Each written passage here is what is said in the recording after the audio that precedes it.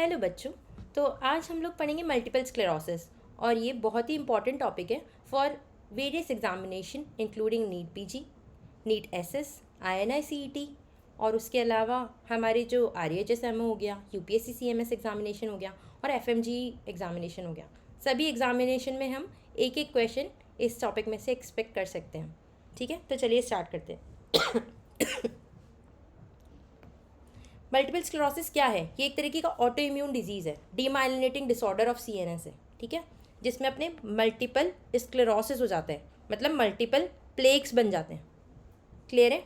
अब इसमें होता क्या है, इसमें अपने ब्लड ब्रेन बैरियर जो होता है ना वो ब्रीच हो जाते हैं। ब्लड ब्रेन बैरियर के ब्रीच होने की वजह से जो बी और टी सेल्स होती हैं वो ब्लड ब्रेन में एंटर कर जाती हैं, और बी और टी सेल्स ब्रेन में एंटर करके वेरियस अदर सेल्स को एक्टिवेट करके हमारे क्या करवाती हैं, ऑटो इम्यून रिएक्शन करवा देती हैं। क्लियर है?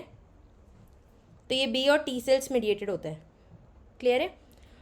फर्दर इसमें और क्या क्या इन्वॉल्व होती है, टी हेल्पर 1 सेल और टी हेल्पर 17 सेल्स इन्वॉल्व होती है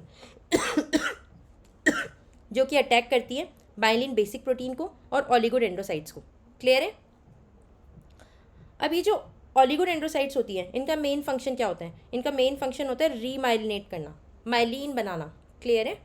और एस्ट्रोसाइट्स का मेन फंक्शन क्या होता है? ग्लायोसिस करना। क्लियर है? अब हम नेक्स्ट पे चलते हैं। नेक्स्ट क्या इंपॉर्टेंट बात है, अब इसमें नेक्स्ट पॉइंट इंपॉर्टेंट जो है वो है मोस्ट कॉमन जेनेटिक एसोसिएशन क्या होता है मल्टीपल स्क्लेरोसिस का। मोस्ट कॉमन जेनेटिक एसोसिएशन होता है HLA-DR B1-1501। ये इंपॉर्टेंट MCQ क्वेश्चन है, वो स्पेसिफाई करके पूछते हैं मोस्ट कॉमन जेनेटिक एसोसिएशन क्या होता है। वो ऑप्शन देगा HLA-DR B1-1501, HLA-DR2, HLA-DR4, HLA-DR6। तो हमें क्या करना है, DR B1-1501। ठीक है, उसके अलावा और कौन से इन्वॉल्व होते हैं इसमें? HLA-DR2 और DR4 भी इन्वॉल्व होते हैं। क्लियर है? और क्या रिस्क फैक्टर होते हैं इसके? और रिस्क फैक्टर होते हैं इसके vitamin D deficiency, EBV, smoking और ओबेसिटी।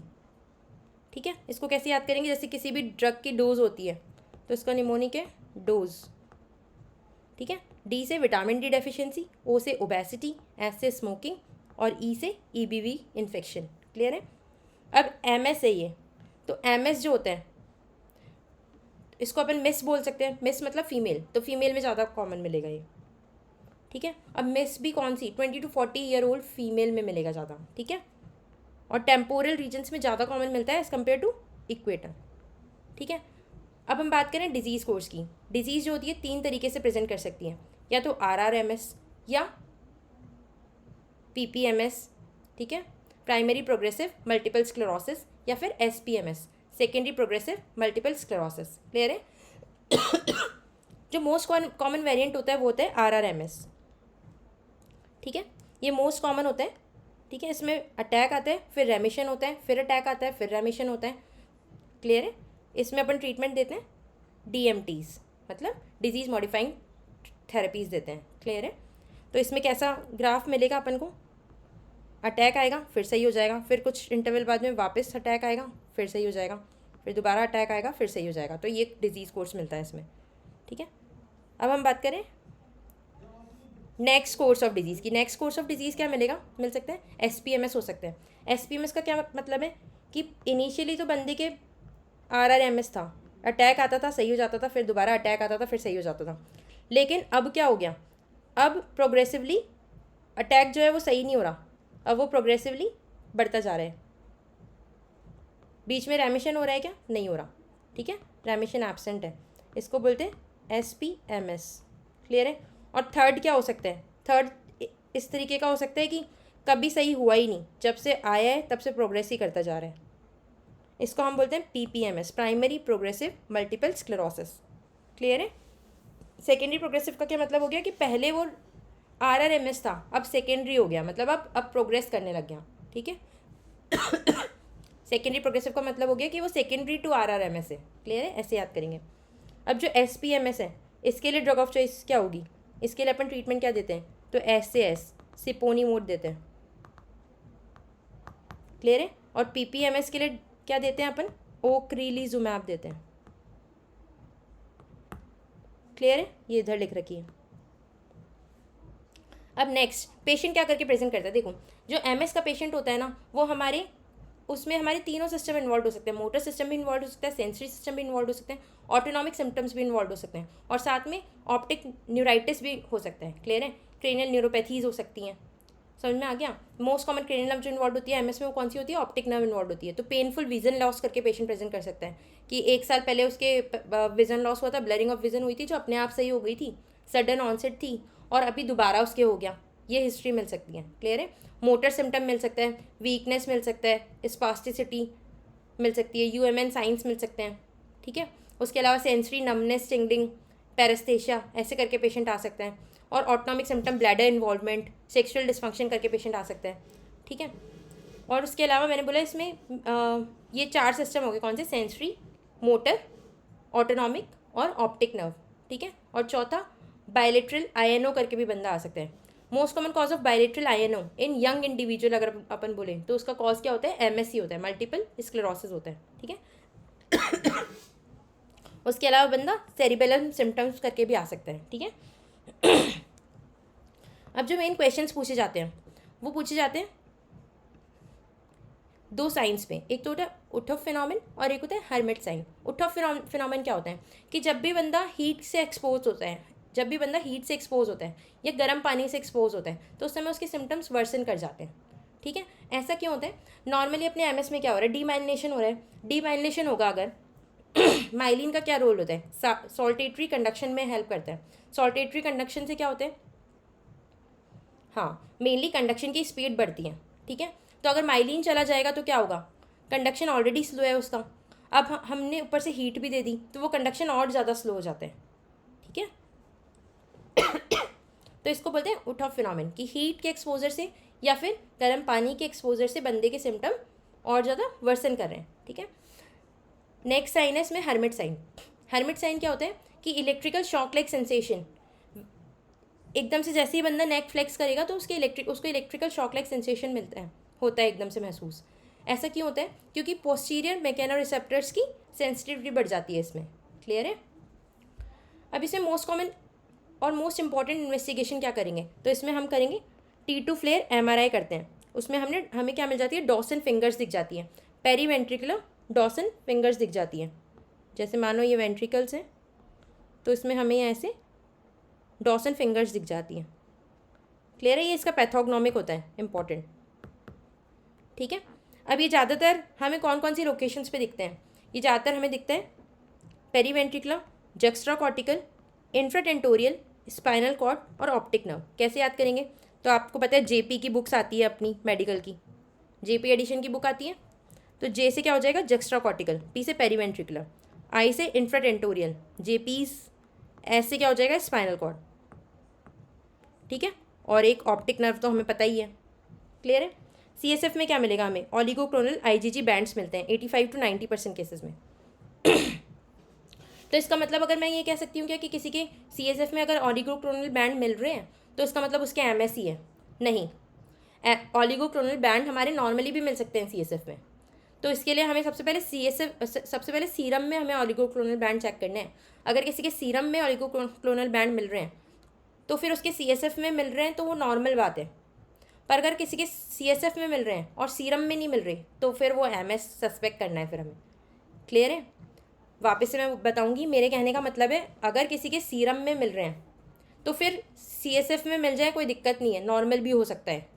ठीक है, लेकिन अगर किसी के सीरम में नहीं मिल रहे और बस सीएसएफ ही सीएसएफ में मिल रहे हैं तो फिर हाई प्रोबेबिलिटी है कि उसके एमएस हो सकता है। क्लियर है, और इसको ऑलिगोक्लोनल बैंड्स को हम डिटेक्ट कैसे करते हैं, इनको हम डिटेक्ट करते हैं एगरोस जेल इलेक्ट्रोफोरेसिस से। ठीक है, एगरोस जेल इलेक्ट्रोफोरेसिस से या आइसो इलेक्ट्रिक फोकसिंग से। क्लियर है, अब आती है ये इंपॉर्टेंट लाइन है, अगर किसी के सीएसएफ एग्जामिनेशन में ग्रेटर देन 50 सेल्स अगर हमें दिख रही है तो इसका मतलब वो एमएस नहीं हो सकता, इसका मतलब कोई और इन्फेक्शन होगा, एमएस नहीं है। ठीक है, एमएस में कभी भी सीएसएफ में 50 से ज़्यादा सेल्स नहीं मिलेगी। क्लियर है, अब ये इंपॉर्टेंट लाइन है कि एमएस के डायग्नोसिस के लिए हम कौन सा क्राइटेरिया यूज़ करते हैं, मैकडोनाल्ड क्राइटेरिया काम में लेते हैं। क्लियर है, इस क्राइटेरिया में क्या है कि देखो, ये क्राइटेरिया कहते हैं कि या तो 2 अटैक हो greater than equal to 2 attack, ठीक है, और एमआरआई में greater than equal to 2 lesion दिखें, तो हमें और कुछ भी जो इन्वेस्टिगेशन है वो करने की ज़रूरत नहीं है, एडिशनल इन्वेस्टिगेशन करने की ज़रूरत नहीं है। कहने का मतलब है कि मान लो कोई पेशेंट आपके पास में हिस्ट्री लेके आते हैं, सबसे पहले रुको, मैं समझाती हूँ। जैसे मान लो कोई पेशेंट आपके पास में हिस्ट्री लेके आया कि 1 साल पहले तो मैम मुझे दिखने में दिक्कत हुई थी, एकदम से ब्लरिंग ऑफ विज़न हुआ था और फॉलोड बाय ब्लाइंडनेस हुई थी, और वो एकदम से वो अपने आप पूरी तरीके से सही हो गया था, मैंने कुछ इलाज लिया उसके बाद में पूरा सही हो गया था, और अब दोबारा मेरे वही वापस हो गया कि मेरे को अब वापस ब्लरिंग ऑफ विज़न हुई है सडन ऑनसेट। तो मतलब इसको क्या बोलेंगे कि उसको 1 साल पहले हुआ था, अब दोबारा उसको 1 साल बाद में ये हो गया, तो ये क्या हो गया, मतलब उसको 2 बार हो गया ना। एपिसोड्स कितनी बार हुए हैं, 2 बार हुए हैं, ठीक है। तो इसको बोलते हैं डिसेमिनेशन इन टाइम, ठीक है, 2 डिस्टिंक्ट टाइम के एपिसोड्स प्रेजेंट है, ठीक है। अब एक होता है dissemination in space. Dissemination in space किसको कहेंगे? मान लो कोई पेशेंट आपके पास में हिस्ट्री लेके आया कि मैम मेरे 1 साल पहले तो मेरे ऐसा हुआ था कि एकदम से blurring of vision followed by vision loss हुआ था, और वो एकदम सही हो गया था, ठीक है, बीच में बिल्कुल सही था। अब मैम मुझे क्या हुआ कि मेरे एकदम से हेमिपेरेसिस हो गया, ठीक है। तो मैम उस समय एमआरआई करवाई थी, और उस समय एमआरआई में मेरे ऑप्टिक नर्व में लीजन आया था, क्लियर है। और अभी हम एमआरआई करवा रहे हैं और एमआरआई में मान लो इंटरनल कैप्सूल में लीजन आ रहा है, ठीक है। तो एमआरआई में हमारे पास 2 अलग अलग जगह पे हमें लीजन दिख रहा है ना, उसमें कहाँ था, उसमें ऑप्टिक नर्व में था उस समय, और अभी कहाँ पे है, अभी हमारे कहाँ पे है, इंटरनल कैप्सूल पे है। तो इसको बोलेंगे डिसेमिनेशन इन स्पेस, क्लियर है, 2 अलग अलग जगह पे हमारे लीजन है, ठीक है। तो इसके लिए अब हमें ज़रूरी नहीं है कि हम एमआरआई करवाएं, वैसे भी हमें दिख रहा है। ऑप्टिक नर्व एकदम अलग चीज़ होती है, इंटरनल कैप्सूल एकदम अलग चीज़ होती है। ऑप्टिक नर्व की वजह से विजन लॉस होता है, इंटरनल कैप्सूल की वजह से उसके हेमिपेरेसिस हो रहा है, क्लियर है। देखो देखो बच्चों, मैं वापस से तुम्हें समझाती हूँ, तुम्हें समझ में नहीं आ रहा होगा। देखो देखो, सबसे पहले हम बात करें डिसेमिनेशन इन टाइम की। डिसेमिनेशन टाइम तो आपको लोगों को समझ में आ गया होगा कि अगर उसके पहले एक बार ये एपिसोड हुआ है, बीच में सही हो गया, और अब दोबारा कोई और एपिसोड हो रहा है, ठीक है, मतलब 2 एपिसोड्स की हिस्ट्री है कोई भी, क्लियर है, बीच में एकदम सही हो गया, तो इसको बोलेंगे डिसेमिनेशन इन टाइम, ठीक है। और डिसेमिनेशन इन स्पेस कैसे प्रूव करेंगे? डिसेमिनेशन इन स्पेस ऐसे प्रूव करेंगे कि पहले तो उसके किसी और सिस्टम से लेकर रिलेटेड सिम्टम थे, जैसे पहले उसको दिखने में दिक्कत थी और अब उसके हाथ पाँव चले गए, तो इसको बोलेंगे डिसेमिनेशन इन स्पेस, कि पहले उसकी आँखों में कोई दिक्कत थी, आँखों में दिक्कत थी मतलब ऑप्टिक नर्व में दिक्कत थी, और अब उसके क्योंकि हाथ पैर चले गए तो मतलब कहीं और है, ऑप्टिक नर्व से क्या रिलेशन है हाथ पैर का, तो इंटरनल कैप्सूल में, तो हमें वैसे ही दिख रहा है, ठीक है। तो अब जब हमें वैसे ही दिख रहा है, मान लो डिसेमिनेशन इन स्पेस हमें पता चल गया, दिख रहा है ना हमें कि मतलब उसके पहले क्या थी, पहले तो उसके आँखों में दिक्कत थी, अब उसके हाथ और पैर में दिक्कत है, तो ये अब हमें दोनों पता चल रहे हैं, हमारे पास दोनों चीज़ें प्रेजेंट हैं। डिसेमिनेशन इन टाइम भी है कि पहले उसके ये हुआ था अभी ये हुआ है, डिसेमिनेशन इन स्पेस भी है कि दोनों सिम्टम्स एनाटॉमिकली डिफरेंट लोकेशन पे हैं। तो फिर अब हमें सब्सिक्वेंट कोई भी डायग्नोसिस, कुछ और इन्वेस्टिगेशन करने की ज़रूरत नहीं है, क्लियर है। अगर हमारे पास ये दोनों एविडेंस प्रेजेंट है ना कि उसके 2 अलग अलग एपिसोड्स की भी हिस्ट्री है और 2 अलग अलग एनाटॉमिकल लोकेशन पे जो इवेंट है उसकी हिस्ट्री है, तो हमें फर्दर कोई एमआरआई या कोई और इन्वेस्टिगेशन करवाने की ज़रूरत नहीं है, वो प्रूवन हो गया। मैकडॉनल्ड क्राइटेरिया ये कहता है, ठीक है। पर अगर किसी के मान लो 2 एपिसोड्स की तो हिस्ट्री है, लेकिन दोनों बार एपिसोड्स में उसकी यही कंप्लेन है, मान लो कि ब्लरिंग ऑफ विज़न और विज़न लॉस हुआ था मैम, पहले 1 साल पहले भी यही हुआ था और अभी भी यही हुआ है, तो बेसिकली डिसेमिनेशन इन टाइम तो मिल गया, पर डिसेमिनेशन इन स्पेस तो मिला ही नहीं, ठीक है, क्योंकि सेम एनाटॉमिकल लोकेशन है। तो इस समय हमें एमआरआई करके देखना पड़ेगा, ठीक है, फिर हमें एडिशनल इन्वेस्टिगेशन की ज़रूरत है डिसेमिनेशन इन स्पेस को प्रूव करने के लिए, क्लियर है। सिमिलरली अगर मान लो किसी के डिसेमिनेशन इन स्पेस की हिस्ट्री तो है, मान लो कोई पेशेंट अभी आया मेरे पास आया और बोल रहा है कि मैम मेरे हाथ और पैर काम नहीं कर रहे थे, 10 दिन से एकदम से काम करना बंद कर गए, और मैम 8 दिन से मुझे दिखना भी बंद हो गया, ठीक है। तो कहने का मतलब है कि उसके 2 अलग अलग एनाटॉमिकल लोकेशन तो इन्वॉल्व हो गई, मुझे समझ में आ गया कि इसके ऑप्टिक नर्व भी इन्वॉल्व है और इसका कोई और location internal capsule most probably involve होगा। तो डिसेमिनेशन इन स्पेस वाला क्राइटेरिया तो फुलफिल हो रहा है। लेकिन मैंने उससे हिस्ट्री ली कि पहले भी कभी आपके कुछ हुआ है, उसने बोला नहीं पहले मैं एकदम ठीक था, कुछ नहीं हुआ। तो डिसेमिनेशन इन टाइम वाला क्राइटेरिया फुलफिल हो ही नहीं रहा। ठीक है, तो ये जो थर्ड वाला है ये वो वाला पॉइंट है कि जब उसके लीजन तो 2 मिल गए हमें, लेकिन अटैक की हिस्ट्री नहीं है, अटैक की बस एक की हिस्ट्री है। तो अब हमें कौन सा क्राइटेरिया चाहिए? डिसेमिनेशन इन टाइम का क्राइटेरिया चाहिए। तो इसके लिए भी हमें अब इसको प्रूव करने के लिए भी हमें एडिशनल इन्वेस्टिगेशन करवाना पड़ेगा, मतलब MRI करवानी पड़ेगी। क्लियर है? सिमिलरली अगर दोनों ही एक एक है कि अभी आया पेशेंट, पहली बार ही आया है और सीधे बस विज़न लॉस करके आया है और कुछ भी नहीं हो रहा उसके, बस विज़न लॉस है, ठीक है, तो फिर हमें एडिशनल इन्वेस्टिगेशन करवाना पड़ेगा to prove dissemination in space और डिसेमिनेशन इन टाइम, दोनों को प्रूव करना पड़ेगा। क्लियर है? अभी 2017 में एक अपडेट के अकॉर्डिंग अगर मान लो किसी के डिसेमिनेशन इन टाइम प्रूव नहीं हो रहा ना, तो जो CSF ऑलिगोक्लोनल बैंड है ना, वो सब्सटीट्यूट कर सकते हैं फॉर डिसेमिनेशन इन टाइम। ये इंपॉर्टेंट लाइन है, ठीक है, for dissemination in time, not dissemination in space. ठीक है, अब ट्रीटमेंट ऑफ MS की बात करें। MS के ट्रीटमेंट के लिए अगर एक्यूट अटैक होता है तो उसमें ड्रग ऑफ चॉइस क्या होती है बच्चों? ये इंपॉर्टेंट है, बहुत इंपॉर्टेंट है। IV मिथाइल प्रेडनिसोलोन की लोडिंग डोज देते हैं हम, 3 to 5 डेज़ के लिए देते हैं। क्लियर है? पल्स थेरेपी देते हैं।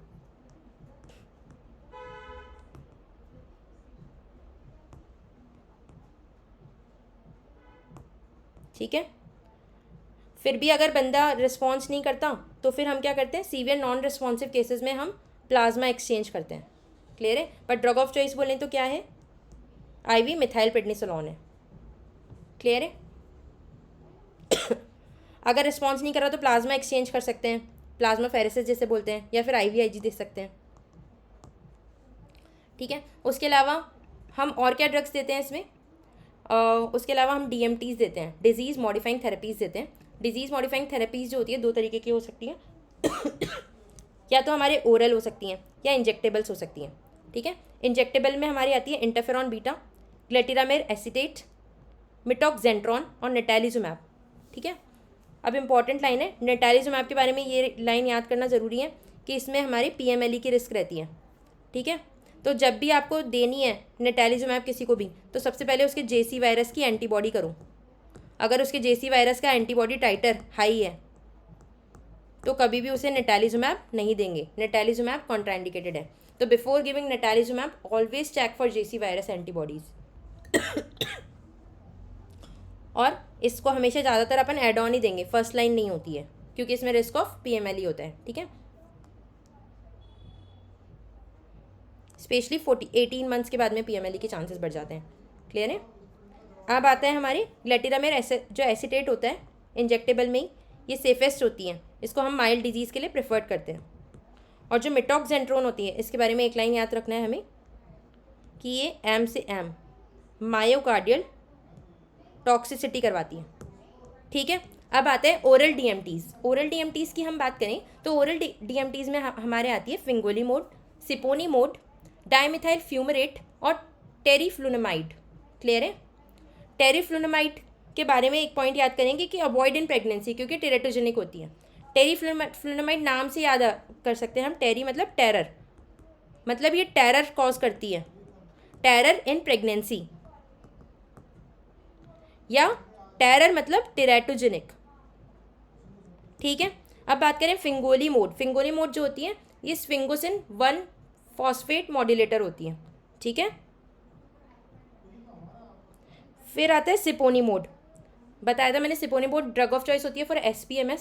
ठीक है, फिर एक आती है डाइमिथाइल फ्यूमरेट, ये मॉडरेट टू सीवियर डिजीज़ में देते हैं। ठीक है, क्लियर है? अब नेक्स्ट होती है हमारे बायोलॉजिक्स आती है। बायोलॉजिक्स में हमारे आती है ओक्रीलिजुमैब। ओक्रीलिजुमैब जो होती है वो anti-CD20 होती है। ठीक है, ओक्रीलिजुमैब मतलब anti-CD20, CD20 ओक्रीलिजुमैब, ऐसे याद करेंगे। ठीक है, ये drug of choice for PPMS होती है। ठीक है, फिर आता है एलेम्टुजुमैब, ये anti-CD52 होती है। ठीक है, ट्रीटमेंट स्ट्रेटजी हम दो तरह से इसकी ट्रीटमेंट की स्ट्रेटजी प्लान कर सकते हैं। या तो हम स्लोली स्टार्ट करें, पहले लो डोज से स्टार्ट करें और फिर धीरे धीरे हम डोज को बढ़ाते जाएं, एक्सकेलेट करते जाएं। इसको बोलते हैं एक्सकेलेशन अप्रोच, जो कि हम ज़्यादातर प्रेफर करते हैं।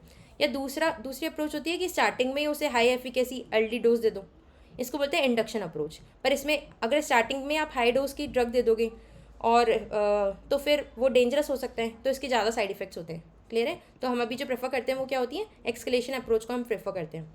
ठीक है, तो डिजीज़ सीवियरिटी गाइड के हिसाब से हम ट्रीटमेंट देते हैं। मैंने बताया था माइल्ड डिजीज़ में हम ग्लैटिरामेर एसीटेट दे सकते हैं। फिर मैंने बताया था मॉडरेट टू सीवियर में हम डाइमिथाइल फ्यूमरेट को प्रेफर करते हैं। पर एक्यूट फेज में ड्रग ऑफ चॉइस क्या है जो आप लोगों के लिए काम की है, वो सिर्फ इसमें बच्चों 3 ही ड्रग्स काम किए हैं। ड्रग्स के बारे में 4 पॉइंट्स आपके काम के हैं। क्या क्या? 4 से 5 पॉइंट। पहला पॉइंट मैंने क्या बोला, इसके लिए एक्यूट फेज में ड्रग ऑफ चॉइस क्या है, मिथाइल प्रेडनिसोलोन। ठीक है, वो काम नहीं करती तो हम क्या देते हैं? हाँ बताओ, प्लाज्माफेरेसिस। ठीक है, और सेकेंड नंबर पे पीएमएलई कौन करवाते हैं? निटालिजुमैब करवाते हैं। इसीलिए हम एंटीबॉडी टाइटर चेक करेंगे। अगर एंटीबॉडी टाइटर ज़्यादा है तो उसमें निटालिजुमैब कॉन्ट्राइंडिकेटेड होती है। ठीक है, उसके अलावा थर्ड पॉइंट क्या काम का है, कौन कौन सी ओरल ड्रग्स होती है ये हमें पता होना चाहिए। ठीक है, कौन कौन सी बताई थी मैंने? ठीक है, टेरिफ्लुनामाइड और हाँ, और उसके अलावा मैंने आपको बताई थी फिंगोलिमोड बताई थी। ठीक है, टेरिफ्लुनामाइड बताई थी, डाइमिथाइल फ्यूमरेट बताई थी। ठीक है, ये बताई थी मैंने आपको। तो इनके बारे में आपको क्या याद करना है कि जो टेरिफ्लुनामाइड होती है वो टेरर कॉजिंग ड्रग होती है, टेराटोजेनिसिटी करवाती है। ठीक है, 3 पॉइंट हो गए, वापस से रिवाइज करते हैं। टेरिफ्लुनामाइड टेराटोजेनिक होती है। दूसरा मैंने क्या बताया कि जो निटालिजुमैब होता है उसके लिए एंटीबॉडी टाइटर करना है। तीसरा मैंने बताया एक्यूट एमएस के लिए ड्रग ऑफ चॉइस क्या होती है, मिथाइल प्रेडनिसोलोन होती है। ठीक है, चौथा पॉइंट जो हमें ड्रग्स के बारे में याद करना है वो याद करना है क्या कि एसपीएमएस में हम क्या देते हैं, सिपोनीमोड देते हैं। और जो पीपीएमएस होता है उसमें क्या देते हैं, ओक्रेलिजुमैब देते हैं। बस यही जो मेन ड्रग्स के बारे में पॉइंट्स हैं वो हमें याद रखने हैं। ठीक है, ये बात मैंने आपको बता दी। अगर किसी के एंटीबॉडी टाइटर हाई है या पॉजिटिव है तो हमें निटालिजुमैब स्टॉप करनी होती है, क्योंकि उसमें रिस्क ऑफ पीएमएलई होती है। ठीक है, अब एक और इम्पॉर्टेंट पॉइंट है बच्चों कि प्रेगनेंसी जो होती है ना वो इम्यूनोटॉलरेंट स्टेट होती है, उसमें एमएस के अटैक के रिस्क ऑटोमेटिकली कम हो जाती हैं। ठीक है, लेकिन पोस्टमार्टम पीरियड में, स्टार्टिंग के पोस्टमार्टम पीरियड में हमारे जो एमएस के रिस्क है उसके चांसेस बढ़ जाते हैं। सेफेस्ट ड्रग इन प्रेगनेंसी होती है इंटरफेरॉन बीटा और ग्लैटिरामेर। ठीक है, और टेरिफ्लुनामाइड तो टेराटोजेनिक टेरर कॉजिंग ड्रग है ही। क्लियर है? अब ये फैमिलियल रिस्क वाला पॉइंट हमारे मतलब आप लोग के लेवल पे इतना काम का नहीं है, लेकिन नीट एसएस के लिए ये इंपॉर्टेंट क्वेश्चन है। एक बार के लिए अगर आप फिर भी याद करना चाहते हैं तो बस इतना याद कर सकते हैं, इसमें एक लाइन मेंशन नहीं है कि जो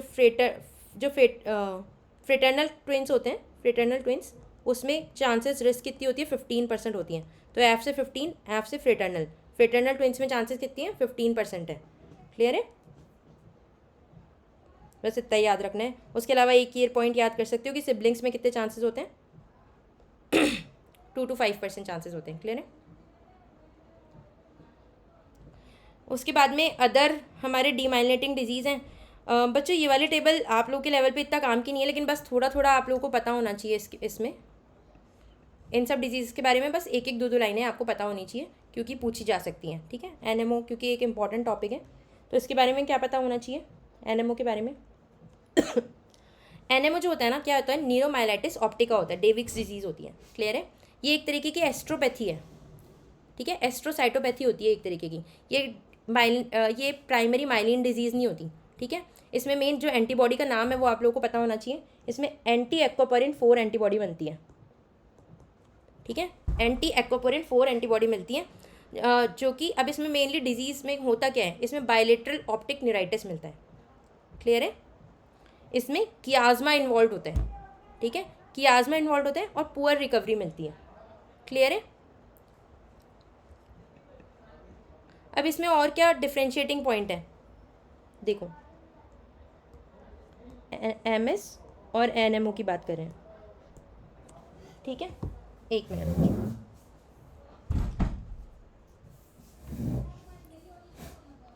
हाँ, एमएस की बात करें तो इसमें क्या है, अपने मैंने बताया था इसमें भी ऑप्टिक न्यूराइटिस मिलता है, तो इसको हम डिफ्रेंशिएट कैसे करेंगे एनएमओ से। जो एमएस होता है ना उसमें जनरली यूनिलेटरल ऑप्टिक न्यूराइटिस मिलता है, जबकि एनएमओ में हमारी बायलेटरल ऑप्टिक न्यूराइटिस मिलता है। क्लियर है। एमएस जो होता है उसमें भी अपने स्पाइनल कॉर्ड तो इन्वॉल्व हो सकती है, ठीक है, लेकिन एमएस में ज़्यादातर अपने सर्वाइकल स्पाइनल कॉर्ड इन्वॉल्व होती है, ठीक है। जबकि जो एनएमओ होता है इसमें ज़्यादातर अपने क्या होता है, इसमें ज़्यादातर अपने एलईटीएम मिलता है। और स्पाइनल कॉर्ड कौन सी इन्वॉल्व होती है, थोरेसिक स्पाइनल कॉर्ड इसमें ज़्यादा इन्वॉल्व होती है। 2 पॉइंट हो गए। तीसरा पॉइंट है कि इसमें अपने एलईटीएम मिलता है। एलईटीएम मतलब लॉन्गिट्यूडनल एक्सटेंसिव ट्रांसवर्स मेलाइटिस मिलता है, ठीक है, मतलब greater than 3 segment of spinal cord involve होंगे, ठीक है। जबकि इसमें अपने शॉर्ट सेगमेंट इन्वॉल्वमेंट मिलता है, कहने का मतलब है less than 3 segments of spinal cord involve मिलेंगे। क्लियर है। इतना याद रखना है। एनएमओ को दूसरा नाम याद रखना है हमें। एनएमओ की एंटीबॉडी हमें याद रखनी है, एंटी एक्वापोरिन 4 एंटीबॉडी। क्लियर है। 4 पॉइंट हमें एनएमओ के बारे में याद हो गए। क्या क्या बताया मैंने, bilateral optic neuritis, thoracic spinal cord involvement, LETM और एंटी एक्वापोरिन 4 एंटीबॉडी। और 5वां पॉइंट हम क्या याद रखेंगे, इसमें अपने एरिया पोस्ट्रिमा इन्वॉल्व मिलता है। एरिया पोस्ट्रिमा इन्वॉल्व मिलता है मतलब इसमें हिकअप्स मिल सकते हैं और वॉमिटिंग मिल सकती है। इंट्रैक्टेबल हिकअप और वॉमिटिंग करके पेशेंट आता है, ठीक है। बाकी ऑलिगोक्लोनल बैंड्स तो इसमें भी मिल सकते हैं, एनएमओ में भी, ठीक है। एनएमओ में ट्रीटमेंट भी क्या देते हैं अपन, इसमें भी अपन स्टेरॉइड देते हैं या फिर प्लाज्मा फेरेसिस कर सकते हैं,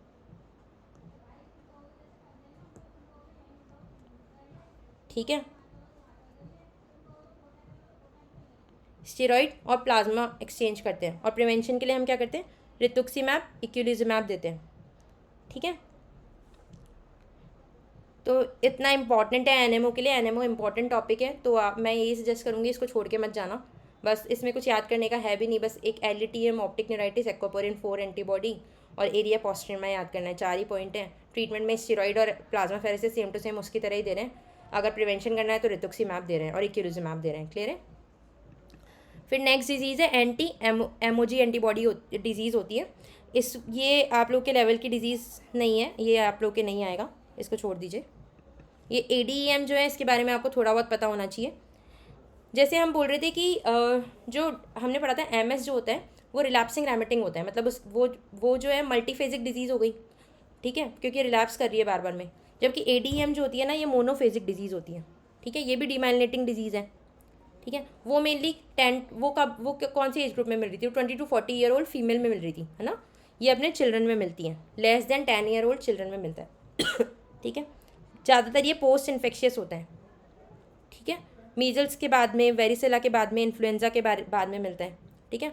मैकेनिज्म इसमें भी वही है, मॉलिक्यूलर मिमिक्री मैकेनिज्म से होता है, ठीक है। अब ये इंपॉर्टेंट बात है, एडीएम में एनसेफेलोपैथी तो होती है, ठीक है। Encephalopathy must be present. ये एडीएम, क्योंकि एडीएम में नाम से पता चल रहा है, ईएम मतलब एनसेफेलोमाइलाइटिस, ठीक है। एनसेफेलोपैथी का क्या मतलब हुआ, फीवर, सीजर, हेमीपेरेसिस, अटेक्सिया, ऐसे करके पेशेंट आ सकते हैं, ठीक है। अब ये एक इम्पॉर्टेंट पार्ट है कि एमआरआई में क्या दिखेंगे हमको, large fluffy bilateral symmetrical lesion मिलेंगे जो कि वाइट मैटर और ग्रे मैटर दोनों को इन्वॉल्व करेंगे। एमएस में क्या होता है, एमएस में तो हमारे सिर्फ वाइट मैटर इन्वॉल्व होता है, लेकिन इसमें वाइट और ग्रे मैटर दोनों इन्वॉल्व होते हैं। क्लियर है। और इसमें लार्ज फ्लफ़ी बायलेटरल लीजन मिलेंगे दोनों तरफ, ठीक है। एमएस में तो हमारे क्या होता है, ज़्यादातर यूनिलेटरल इन्वॉल्वमेंट मिलता है, ठीक है, और छोटे छोटे लीजन मिलते हैं, छोटे छोटे प्लेक्स मिलते हैं। इसमें अपने बायलेटरल लीजन मिलेंगे। क्लियर है। और वाइट मैटर और ग्रे मैटर दोनों इन्वॉल्व हो रहा है इसमें, जबकि एमएस में हमारे सिर्फ वाइट मैटर इन्वॉल्व हो रहा है, ठीक है। सीएसएफ में, उसमें मैंने बोला था 50 सेल से ज़्यादा होते ही हम एमएस नहीं बोलेंगे कभी भी। इसमें हमारे सेल्स ज़्यादा हो सकती है, इसमें हमारे लिम्फोसिटिक प्लियोसाइटोसिस मिलता है, ठीक है, प्रोटीन्स ज़्यादा मिलती हैं।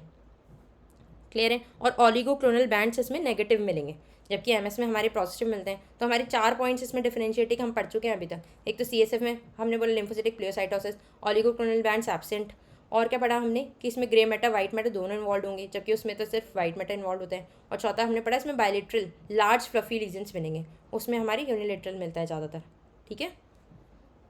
ट्रीटमेंट में क्या करेंगे, ट्रीटमेंट वही है इसका भी, IV मिथाइल प्रेडनिसोलोन और plasma exchange IVIG, if severe, ठीक है। अब ये इंपॉर्टेंट टेबल है आप लोगों के लिए। एमएस में कोई एंटीबॉडी बनती है कि नहीं?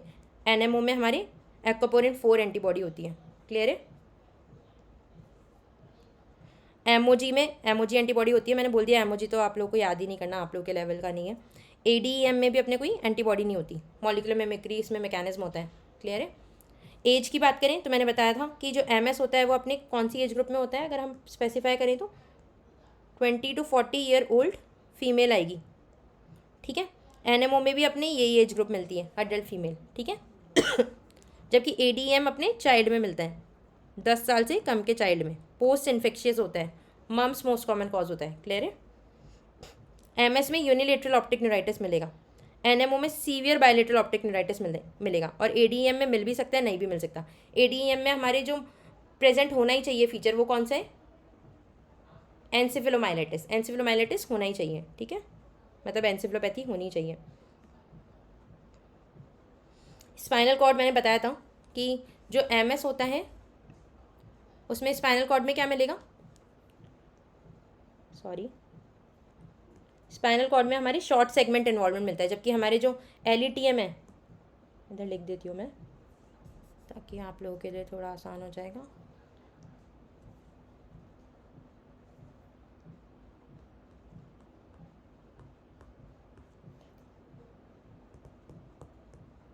ठीक है, तो एमएस में हमारी शॉर्ट सेगमेंट इन्वॉल्वमेंट मिलेगा, जबकि एलएटीएम में हमारे long greater than 3 segment involvement मिलेगा, और एडीएम में वेरिएबल इन्वॉल्वमेंट मिल सकता है, ठीक है। एडीएम में बाकी सब कुछ मिल सकता है, कुछ भी हो सकता है, बस एनसेफेलोमाइलिटिस होना ही चाहिए, ठीक है, एनसेफेलोपैथी होनी ही चाहिए, बस ये उसका क्राइटेरिया, बाकी उसमें बाकी तो कुछ भी मिल सकता है, ठीक है। एमआरआई में इसमें अपने पेरीवेंट्रिकुलर प्लेक्स मिल जाएंगे, मतलब डॉर्सन फिंगर्स मिल जाएगी। एलईटीएम में ज़्यादातर एमआरआई ऑफन नॉर्मल भी मिल सकती है, ठीक है। जबकि मैंने बताया था एडीएम में अपने फ्लफ़ी बायलेटरल सिमेट्रिकल लीजन्स मिलते हैं, जो कि वाइट मैटर ग्रे मैटर दोनों को इन्वॉल्व करते हैं, जबकि एमएस और एलईटीएम में ग्रे मैटर नॉर्मल मिलता है, और एडीएम में ये इन्वॉल्व हो सकता है, अपन ने बात की थी, ठीक है। ऑलिगोक्लोनल बैंड्स मैंने बताया था कि इन दोनों में मिल सकते हैं, पर इसमें एब्सेंट मिलेगा एडीएम में, ठीक है। एनसेफेलोपैथी सब में एब्सेंट होगा, एडीएम में प्रेजेंट होगा ही, मस्ट है, ठीक है। मैंने बताया था एमएस में रिलैप्सिंग रेमिटिंग कोर्स होता है, एलईटीएम भी रिलैप्सिंग होता है, लेकिन एडीएम में हमने देखा था कि ये मोनोफेजिक होता है, क्लियर है, समझ में आ गया। अब इम्पॉर्टेंट जो एग्ज़ाम ट्रैप होते हैं, एग्ज़ाम में जो पूछे जाते हैं, एडीएम में कभी भी अपने ऑलिगोक्लोनल बैंड्स नहीं मिलेगा। मैंने बताया कि एमएस में ऑलिगोक्लोनल बैंड्स मिलने के चांसेस कितने, 90% है, और जबकि हमारे जो एनएमओ होता है उसमें 30% में अपने ऑलिगोक्लोनल बैंड मिल सकते हैं, जबकि एडीएम में कभी भी नहीं मिलेंगे ऑलिगोक्लोनल बैंड, ठीक है। एनसेफेलोपैथी जो होती है वो एडीएम में मस्ट है, ठीक है। एडीएम जो होती है वो मोनोफेजिक होती है, रिलैप्सिंग नहीं होती, ठीक है। एमएस में सिमेट्रिकल लीजन थोड़ी मिलेंगे, मैंने अभी क्या बोला कि वो यूनिलेटरल होता है, ठीक है। नेटैलिजुमैब फर्स्ट लाइन नहीं होती, ठीक है, क्योंकि वो पीएमएल ही करवाती है, ठीक है। फिर है high CSF cells in MS, तो गलत बात है, एमएस में हमारे हाई सीएसएफ सेल्स थोड़ी ना मिलती हैं, क्लियर है। सीएसएफ सेल्स हाई अपनी किस में मिल सकती है, एडीएम में मिल सकती है। अब उसके बाद में ऑलिगोक्लोनल बैंड्स अपने एमएस में मिलते हैं, तो ये बात सही है क्या, ऑलिगोक्लोनल बैंड एमएस ओनली, तो ये बात भी सही नहीं है वैसे पूरी तरीके से, क्योंकि मैंने बताया कि वो तो एनएमओ में भी मिल सकती है, तो ये बात भी हमारे सही नहीं है। Encephalopathy must for ADM diagnosis, ये बात सही है, ठीक है, ये ओनली वाला पॉइंट सही नहीं है। फिर है एडीएम इज मोनोफेजिक, ये बात सही है। एमएस एसिमेट्रिक पेरीवेंट्रिकुलर, सही बात है, ठीक है। उसके अलावा नेटैलिजुमैब एड ऑन के लिए काम में लेते हैं, सही बात है, ठीक है। हाई सीएसएफ सेल्स अगर मिलती है तो फिर वो एमएस को डिनोट नहीं करती, सही बात है, ठीक है। हाँ तो बच्चों this is all for today. अब जाके आपको अच्छे से अभी की अभी क्यू बैंक सॉल्व करना है, ठीक है। हम लोगों ने एक ऐप डिज़ाइन किया है आप लोगों के लिए स्पेसिफिकली, उसमें हमने सारे क्वेश्चंस एक जगह पे कंपाइल करने की कोशिश की है। वो जो क्वेश्चन बैंक है वो आप लोगों के लिए कोई भी एग्ज़ाम हो उसके लिए एकदम इनफ है। हमने स्पेसिफिकली अलग अलग एग्ज़ाम्स के लिए उसमें सेक्शंस डिज़ाइन किए हैं। नीट पीजी के लिए अलग से डिज़ाइन किया है हमने, एफएमजी के लिए अलग से डिज़ाइन किया है, यूपीएससी सीएमएस के लिए अलग से क्वेश्चन है उसमें, नीट एसएस के लिए अलग से क्वेश्चन है, आईएनआई सीटी के लिए उसमें अलग से क्वेश्चन हमने रखे हैं। पूरा क्यू बैंक हमने काफ़ी अच्छे से डिज़ाइन किया है। आप लोग जाके और अब उसमें से क्वेश्चन सॉल्व करिए। मैं आपको ये गारंटी देती हूँ कि मैंने जो ये आपको आज पढ़ाया है इसमें से, और वो जो क्यू बैंक आपने अगर कर लिए तो इससे बाहर आपके एक भी क्वेश्चन नहीं जाएगा। ठीक है, आपको कोई मल्टीपल प्लेटफॉर्म्स बाय करने की, ख़रीदने की और इधर उधर भागने की ज़रूरत नहीं है। बस मैं जितना हम आपको इधर पढ़ा रहे हैं आप उतना पढ़िए और जाके उधर क्यू बैंक सॉल्व करिए। ठीक है, चलो, हैप्पी लर्निंग, थैंक यू।